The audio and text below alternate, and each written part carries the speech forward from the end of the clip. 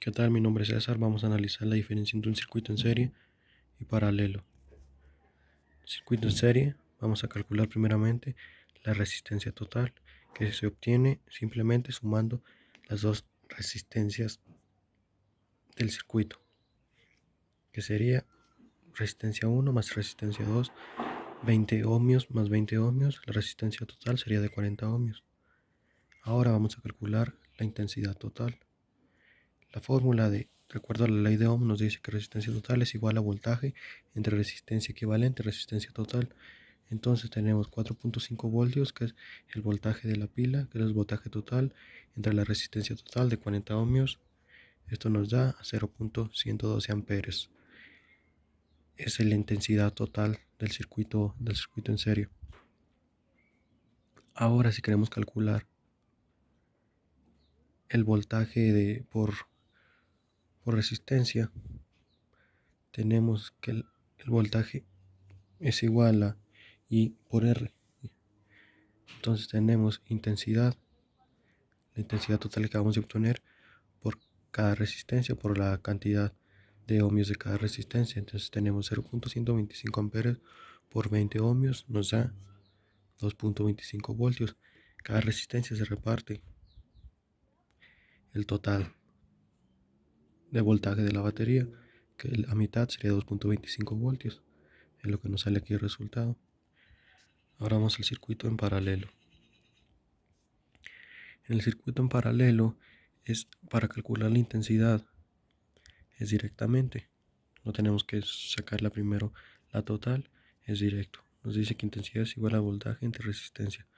Tenemos el voltaje es el mismo de la pila, 4.5 voltios, entre la resistencia individual de R1, que es de 20 ohmios. Entonces tenemos 4.5 voltios entre 20 ohmios es igual a 0.225 amperes. Y lo mismo con la intensidad de R2, es lo mismo, 225 amperes. Esa es la intensidad de cada resistencia. Ahora, si queremos calcular la intensidad total, solo basta con sumar la intensidad 1 más la intensidad 2, que es 0.225 amperes más 0.225 amperes, nos da un total de 0.45 amperes. Es la intensidad equivalente de todo el circuito.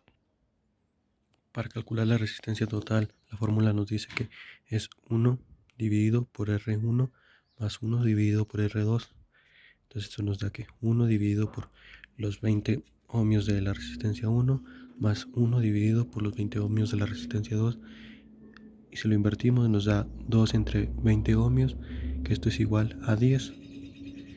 Un circuito en paralelo siempre va a tener la cuarta parte de la resistencia de un circuito en serie. Si observamos acá, la resistencia total es de 40 ohmios y aquí la resistencia total es de 10 ohmios. Aquí en el circuito en paralelo la resistencia total siempre va a ser menor a la resistencia por individual de cada una de estos.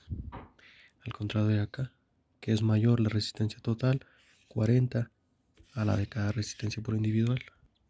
En el circuito en serie, una resistencia, por ejemplo aquí, si aquí tuviéramos un bombillo, este bombillo dependería de este. Si se corta el flujo de electrones en este ya no va a funcionar, a diferencia del circuito en paralelo, que si se corta en este va a seguir funcionando, gracias a estos puntos llamados nodos, en los que entra y sale corriente, en los que entra y sale energía. Gracias a esto funcionan por individual. Entonces, si tuviéramos focos aquí o bombillos aquí, que se ve más sencillo, va a tener menos potencia el alumbrado de los bombillos, al contrario de acá,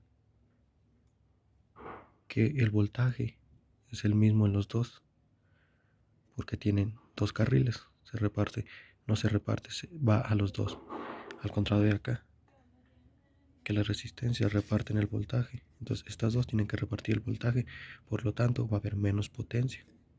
Esa es la diferencia entre un circuito en serie y un circuito en paralelo.